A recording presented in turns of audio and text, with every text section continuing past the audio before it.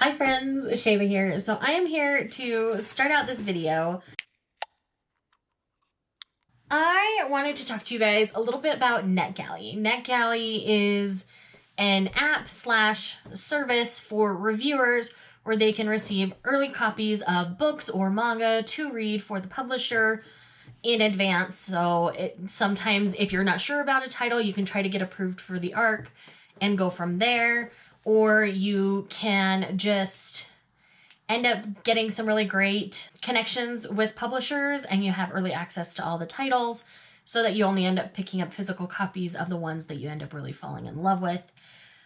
I've been very blessed by the Viz Media gods at Netgalley, whoever does the approvals there. I just got approved, like all at once, for 10 different volumes of manga that are coming out in the next little while. And so this is a video where I'm going to kind of read and talk about that. So with Netgalley, I want to talk a little bit more about their platform. I've been using Netgalley for quite a while now to review early copies of books. My friends over at Forever, they have been really great to work with me on physical galleys because of my Instagram page. By the way, if you're not following me on my Instagram, it's always linked down below. And sometimes, especially since the pandemic, physical galleys dry up a lot faster because they're not getting them in as early or as many and some things like that just due to publication. And because of that, I'm now what they call auto-approved. So a publisher can approve you to be approved for any title that they put on Netgalley that you want to read. And so I have that arrangement with Forever Romance. They're the romance group that I work with the most. And I really love the ability to just request and review from there. And I request physical galleys. And if a physical galley doesn't come in, that's fine. I still have the digital galley. And though sometimes I leave the physical galleys for like Own Voices reviewers, especially, and just buy my own physical copy. And sometimes I get approved for the digital galley as well. But I try to leave the physical ones for Own Voices reviewers just because I feel like that's appropriate. Sometimes I get approved, but I usually wait till they're on Netgalley for a while so that the Own Voices reviewers can get in there first before I try for some on the bookend. But Viz is the manga publisher that does the most on Netgalley. And Viz is also the publisher that I naturally read the most from. They are currently probably printing the most shoujo and that I read. I read a lot through Viz every month, and there's a lot of titles that I love from them. So being able to get the early access digitally has been really fantastic. Netgalley in the last little while has come out with their own app to make reading those kinds of things a little bit easier. So let's go over the 10 volumes of manga that I have to read for you. So first up, we have Beastars Volume 8. Y'all know I love Beastars, and I have read early copies of 6, 7, and now 8. So I'm really blessed to continue to receive those through them. And I also got the next volume of Love Me to Love Me Not, which is Volume 4. And if you read Volume 3, you know that I really want to read Volume 4 and why. And it kind of leaves you on a bit of a cliffhanger. And it's an interesting cliffhanger is all I'll say. The next one I have here is Spy Times Family or Spy Family Volume 2. This one, the cover is adorable. But I really loved the first volume. Again, that was another one that I was approved to read through Netgalley. And I really enjoyed it, ended up picking up a physical copy. So I am genuinely excited to be reading the next one because I just really enjoy the dynamic that's being created within the story, and it's just a lot of fun for me. Next we have Ao Horror Ride Volume 13, which is the final volume of, Ao Horror Ride. I keep saying it wrong. But this is the final volume, and I'm really excited to watch Saki Saka wrap this one up. Honestly, the end of Strobe Edge is what sold me on it so hard, so we'll see if Ao Horror Ride kind of has a similar feel by the end of it. I also have Blue Flag Volume 4. We love some Blue Flag in this house, and man, the cover on this one just punches me in the feels in the best way, and I'm so excited to read it. Another one that I'm like stellarly excited for is Not Your Idol Volume 2. It's coming out earlier than I thought. I thought we weren't getting it till September or December, but we're getting it in September. So I'm really, like, I can't even. I'm like so excited. It's not even funny. Another one that I'm so excited to have that it's not even funny is Prince Freya Volume 3. Y'all know I've been talking about Prince Freya Volume 2 for 2 months now, and I finally have Volume 3, and I'm really excited to see how Volume 3 goes. And then I also got Comey Can't Communicate Volume 9, which again, I love Comey. I just read Volume 8 last month. I think I forgot to include it in my wrap-up, though. We'll just mention it in the August one and say that I forgot because that's the truth. But Volume 8 was really fun. We kind of have a school trip in Volume 8. And it looks like they're at a batting cage. So who knows what adventures Comey's going to go on in Volume 9. And then next we have Fly Me to the Moon Volume 1. This is one that I was curious about. It seems to have a slight sci-fi element where it seems like she's an alien kind of a situation coming to wed somebody. So I don't know too much about that one yet, but the art looks really pretty, so I wanted to give it a try. And then last but not least, we have Way of the House Husband Volume 4. Y'all know that I just really enjoy Way of the House Husband. It's been really fun for me. And I feel like Volume 3, we finally actually got some plot rather than little vignettes. So I'm really excited to see what happens in Volume 4. Because originally, Volume 1 was just a bunch of vignettes that the mangaka had done, and they decided to put in a bind-up. And then they decided, because it was so well received, they kept going, kind of a situation. So I think we're finally going to be getting some real plot in that one. So I'm really excited to see how that one goes. So I'm not sure which one of these I'm going to read first, but I wanted to go ahead and get the intro done. If you are interested in reviewing on Netgalley, it's completely free. You don't have to pay anything. But publishers will look at the percentage that you're reading for approval. So you might have to go to the free area, because there's some where anybody can go on and they're auto approved. So you might have to read a bunch of those to work on your like percentage to get it up initially, and then it'll be a lot easier for a publisher to be like, okay, they're actually using the platform, we're okay to send it to them. So I've been using it for years. I try to keep my percentage above 80%. I think mine's really low right now though, because I got approved for so many things all at once. Let me check. Yeah, my percentage is 75 right now, so it's lower than I like. But that's because I had like 15 things come in all in on the same day, and 10 of those are these manga arcs. So I'm gonna dive into these, and I am just genuinely excited. So yes, this will be kind of a dedicated review to these 10 volumes, and obviously I would love to see more manga reviewers using platforms like Netgalley to be reviewing, so that we can be talking about the volumes early rather than waiting till pub day and trying to get them out really fast. This gives you a little bit more time. Viz usually puts it out like a month or two in advance. Sometimes with newer titles, they're out a little bit longer. Like I read Maison Ikoku through Netgalley, and originally that one had an earlier pub date, but that one got pushed back. And so yeah, anyways, I could ramble on for a long time. So let's go ahead and get into reading some of these arcs. Alrighty, so I have completed the first volume of manga for this video, and it was Aoharu Ride Volume 13, which is the final volume of Aoharu Ride. I keep trying to say it wrong, but Aoharu Ride is how it's pronounced. The ending of this was absolutely perfect. We get all sorts of resolutions that I wasn't even expecting, but needed in my soul, and it just made me so happy. Like, I can't even. All of the characters that we saw going through different levels of pain got some sort of a happy resolution by the end, and that made my heart soar. I love how Sakisaka resolved the conflicts between Ko and Futaba.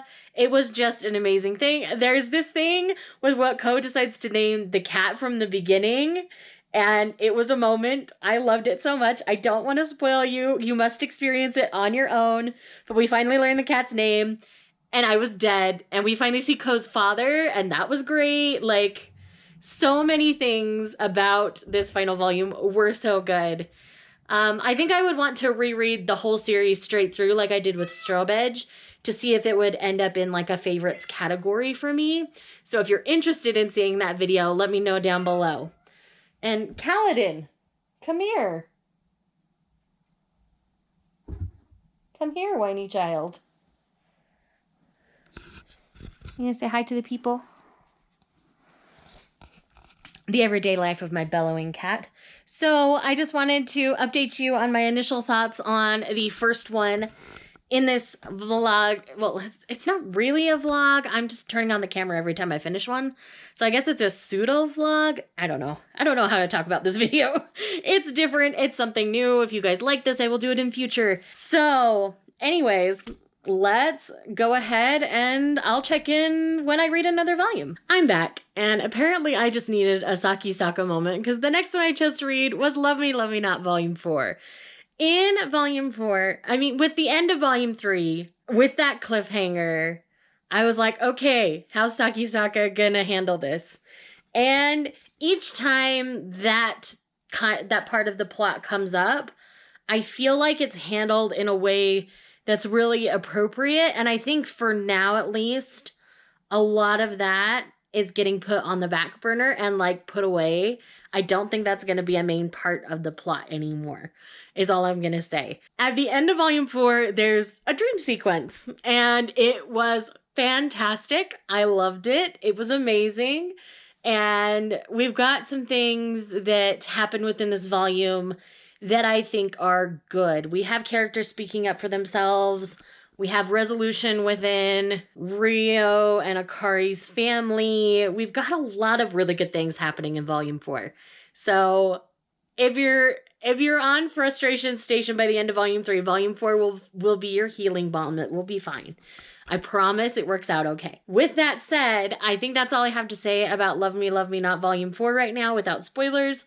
And I'm trying to keep this vlog as spoiler-free as possible, but giving you just kind of my general impressions and a couple little things about each volume. Yes, hi, hello. So I am back, and it's the next day. I just read Volume 3 of Prince Freya, and it was such a good volume. Oh my gosh. We see Freya growing within the situation that we're in. We see Freya learning more about battle tactics within the fort. And we get to know Julius a little bit better. I am enjoying getting to know Julius. There's something crazy that happens in the middle, and I don't know how I feel about that yet. I could go one of two ways about it. But then the final panel in this volume had me banshee screaming and crying for the best reasons. So if you were not okay at the end of Volume 2, you will be okay at the end of Volume 3. That is all I will say, because if I go any further, there will be major spoilers. But for those of you who have read it, you will understand kind of what I mean, at least. And yes, so there are tears in my eyes over reading this, because this is how I am when I read Prince Freya. And yes, so wanted to keep you guys in the loop on that. And yes, so once I've read more, I will check in again, but my battery's almost dead, so I need to go. Bye-bye. Not Your Idol Volume 2. Oh my gosh. So Volume 2 takes a turn. I'm okay with said turn, and I have new suspicions. And it's so good. Like, the intensity level of this is just right. Like, it doesn't freak out my anxiety, but it's still very high stakes, and I love it so much. The art continues to be beautiful. I'm so excited for this volume, for you guys to get it and read it. If you loved Volume 1, you're gonna freak and love Volume 2. I am thriving. I have, like I said, I have suspicions. They can go one of two ways. But I honestly, there's so much to consider and think about with this series. There's just so much, and I love it. It's so high stakes. It is amazing. And if you didn't believe all my ranting and raving with Volume 1, Volume 2 is just as good. I'm gonna continue to rant and rave about this series. I need y'all to read it. Okay? Okay. Alrighty, so another volume has been read. This one was Blue Flag Volume 4, which I love the character progression that we're getting in Blue Flag. We have these 4 characters who are going through various things that high school seniors go through, whether it's their feelings of romantic love, whether it's discovering their sexuality, learning to love themselves, figuring out what they're going to do after high school. Are they going to go to college? Are they going to enter the workforce? Familial pressures of those kinds of things. All of those things are depicted so well in this manga in a way that I don't typically see in manga, that it just stands a cut above the rest. And volume 4, we get the whole festival thing going on, and seeing Toma and Yukata was a good choice, by the way, for the mangaka. And I just really continued to enjoy Blue Flag. Volume 3, like, just barely came out, so I'm gonna have to wait before I can own a physical copy of Volume 4. But man, Volume 4 was so good. I can't wait for you guys to read it. It's gonna be a good time. Make sure you keep Blue Flag on your to-buy list. It continues to be something amazing, and I absolutely adore it. So I want you guys to continue to try it and hopefully absolutely adore it like I do. So yes, I think that puts us halfway through this video. I've got 5 more to go. We'll see how, I might just sit and read them all tonight. I don't know. And I may save some of them for tomorrow or the next day or whatever. It's just, we'll see how this goes. Beastars Volume 8 was so good. Like, seriously, after that turn, after Volume 5, I am so on board with Beastars, it's not even funny. This particular volume, Legoshi experiences a bit of a transformation, I guess you could say. And I feel a couple of ways about it. So yeah, I don't know why someone's at my door. Hold on. Okay, I'm back. Sorry about the interruption. So, Beastars Volume 8.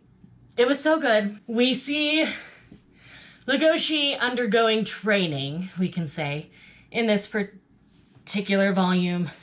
After all of the events that we've had going on throughout the series, he's trying to take matters into his own hands, and I think the way it's being handled is really well done, because it's not necessarily changing his nature, it's teaching him to be comfortable with his nature, and I like that approach a lot. So anyways, if I say too much more, I'm gonna get into like major spoiler territory, so I'm not gonna. But we do get some Luis, we get some Legoshi, we get some Haru. Like, it's a good all-around volume. And in this one, we are introduced to a new herbivore, and I think they're gonna play a bigger part over the next little while, so it's gonna be really interesting to see how that plays out. Alrighty, so volume 2 of Spy Times Family or Spy Family. I'm not sure if the X is silent like Hunter x Hunter or not on this one. But in this story, the mission start in volume 1. We get to see whether they accomplish their mission or not, and they start a new mission, and it's really, really good. It's really, really fun. I really like the characters. I find them very dynamic and fun. We get a lot more Anya in this volume, which Anya is one of my favorite characters in the entire series. So I will take all the Anya content they want to give me.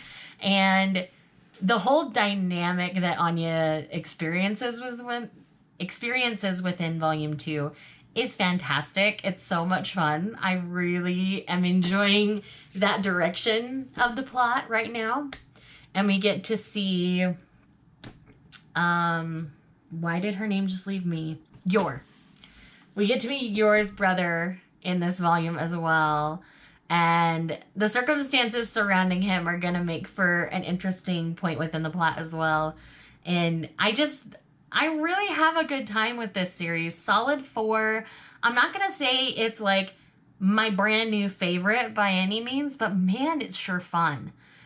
And if you're just looking for, you know, kind of a comedy satire about being a spy, like, this is it for you. It's really cute. It's really fun. The art style is really nice as well. I tend to really enjoy it.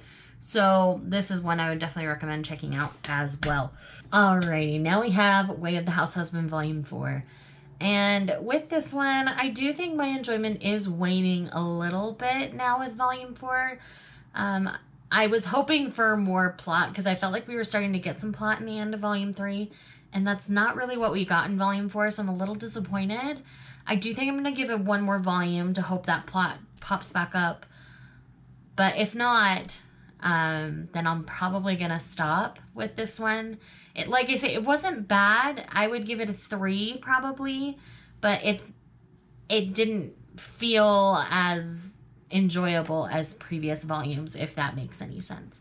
It was still fun, and there was an element where they went to like almost a Disneyland style park, and you know, because of the life he was raised in, he never really got to experience that. So that was kind of a really sweet chapter actually, where she did her best to let him have that, and then of course towards the end it ends very Way of the House Husband.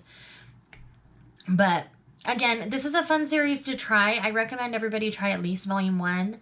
If you're not enjoying Volume 1 at all, you probably won't enjoy the rest of the series, so you'd be okay to put it down after one volume. But up through Volume 3, I was really enjoying it, and then this one I just felt like it was kind of a dip. So I don't know if I'm going to give this one more volume after Volume 4. And maybe I just went in with higher expectations than I should have on this one. I don't know. But I just want to be honest and candid with you guys and let you know my thoughts. Obviously, that's what this whole video is for. Alrighty, so it's been some time. I've now finished Komi Can't Communicate Volume 9. And this was a really fun time. This particular volume, if you ship Komi and Tadano, will make you very, very happy. I will say that much.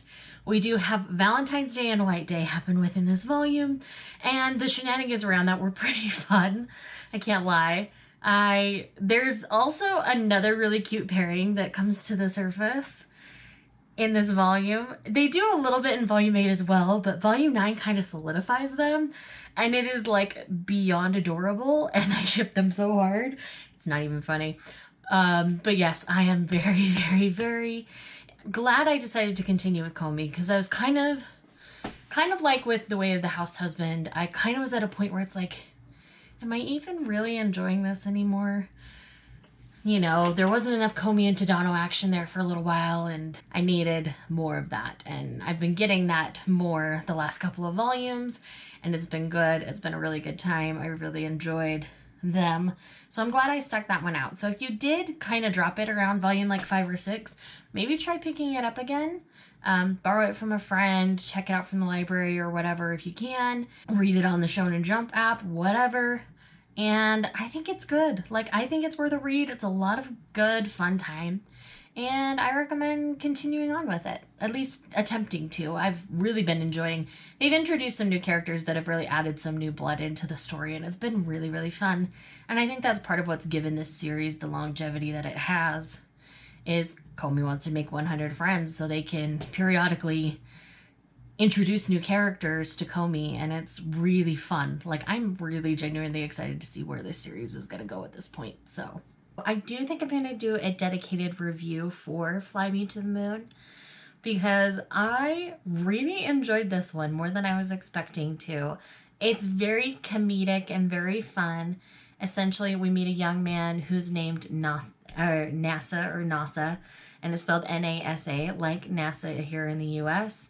And it means starry sky over there as well. And so he's teased a lot growing up if he's going to be an astronaut. Teachers giggle when they read his name. He didn't understand for a long time, but once he did, he was very like vindictive against his parents. And he decides he's going to get into this elite school. He's headed to take his entrance exam and meets a pretty girl. Something happens, and then years later, she turns up back in his life because they had promised to get married, because that's the only way she could stay with him. And so it's kind of about their marriage and the shenanigans involved with that. It's really cute. It's really fun. Do look for the dedicated review. If that is up before this video, I will leave it linked for you. But yeah, I'm going to be doing a dedicated review, first impressions, a little more about it. The art is really, really beautiful on this one, so I would definitely recommend checking this one out. So that's kind of my general impressions on 10 different things that I read for this video. Again, if you want dedicated videos for anything, like I said, I'm probably going to do a dedicated reading vlog to Our Horror Ride so I can read it straight through and see if my opinion changes on it at all, because there are some difficult volumes there in the middle for me where I feel like it is like Frustration Station and some things like that. So I hope you enjoy my candid thoughts on all of these arcs. I am going to do one more clip so you can kind of see, now that I've read them all, what I do with Netgalley. So I'll screen capture that and probably voiceover. And that way you guys can fully understand the process of Netgalley and the purpose that it serves. I'll probably do that tomorrow morning though, because it is like 10:30 at night. I want to just go crawl in bed and cuddle my husband. So I'll see you guys in the next clip. Alrighty, so screen capture wasn't wanting to work, so I'm just gonna like hold this and do the best I can to kind of explain it. So I've logged in to my account on Netgalley. So if I pull up my profile here, you can see I just kind of have my logo, where I review. That right there, your feedback ratio is important. I have a lot of titles to catch up on right now. That number will go up throughout this process. And then, you know, I have like address, my small little bio there. I'm linked. This is really important to connect your social media accounts so that they see you interacting with your community. And then I have my YouTube channel right here.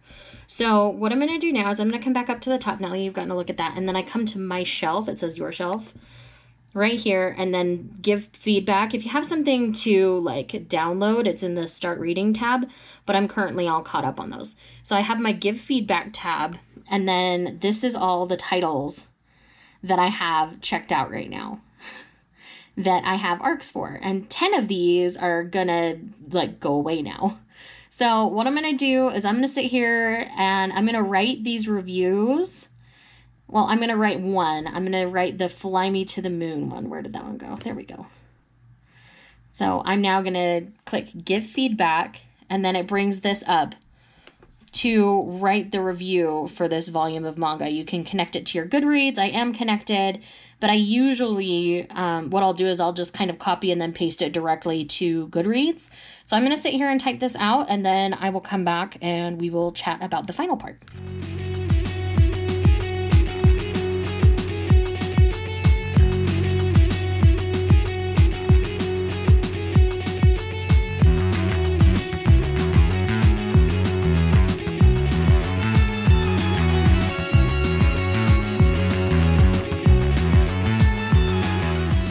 Alrighty, so now that the review is all written, what I do is I scroll down here, and then I have send a review, and so we send it, and then it asks a couple of questions. No, I'm not interested in interviewing the author. Would I purchase this for myself or a friend? Yes.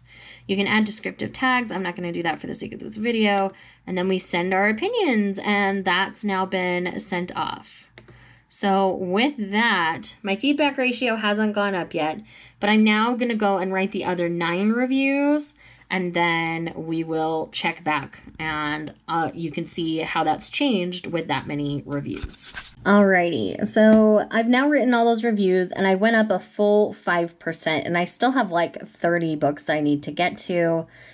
Some of those I've already read and I just haven't written the reviews for, and others are ones that I need to get to in swift order. But I'm also getting arcs for as late as January 2021 right now. So some of these I won't be getting to right away. I do try to keep my feedback ratio right around 80% and do my best to keep it there or above. But that's, you know, just the general recommendation within Netgalley as well. As long as publishers see you're actually reviewing the things that you're reading from Netgalley and reviewing on another platform, they tend to be pretty inviting. So I hope you guys enjoyed this video. I hope it was informative for you, and I hope that this was a good time for you. If you want me to do something like this in the future, let me know down below, and I will see you guys in the next one. Bye.